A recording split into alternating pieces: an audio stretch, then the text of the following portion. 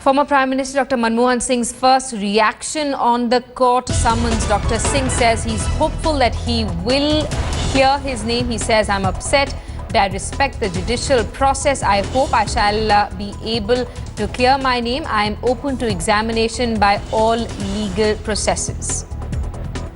Let's get a word from our Deputy Editor Ashar Ahmad Khan, who's with us live. Ashar, an expected response from Dr. Manmohan Singh. He has time and again said that he has nothing to hide.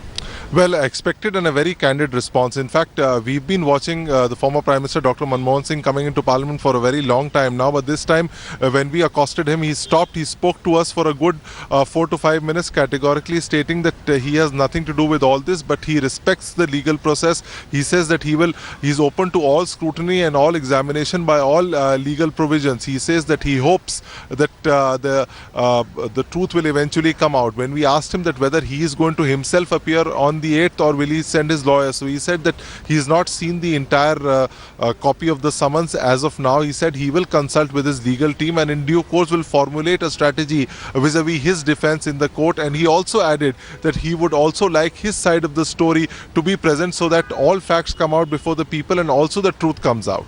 Well, that's a very candid response coming in from former Prime Minister Dr. Manmohan Singh. Ashar, of course, the coal scam had been a major flashpoint between the BJP and the UPA in the last regime.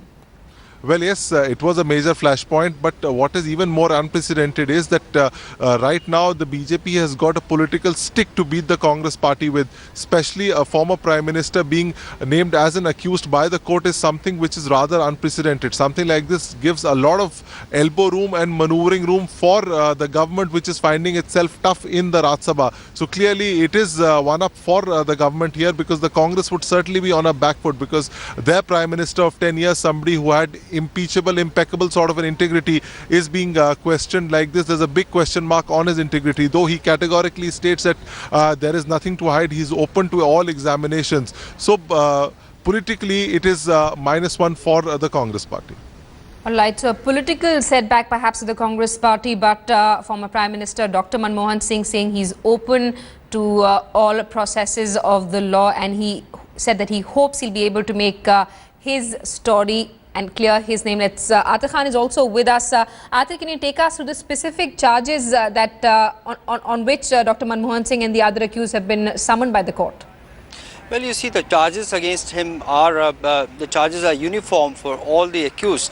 It pertains to criminal conspiracy, breach of trust, and Prevention of Corruption Act. These are the provisions, legal provisions, which have been attracted. Now, this pertains to coal block allocation of Talibara Block 2 in Orissa.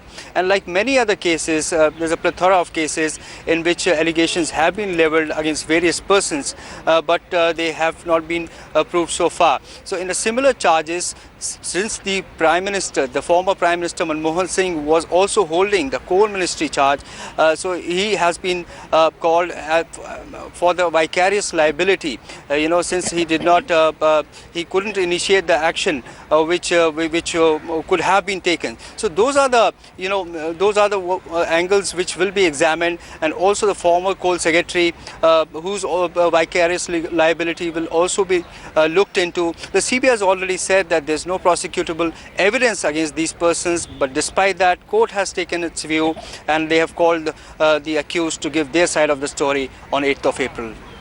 All right, Atir, thanks so much for putting that development in perspective for us. Atir saying that the CBI says that it has no prosecutable evidence against these individuals, but they've been summoned by the court to share their side of the story. Atir and Asha, thanks so much for that update. We're going to keep coming back to both of you for more.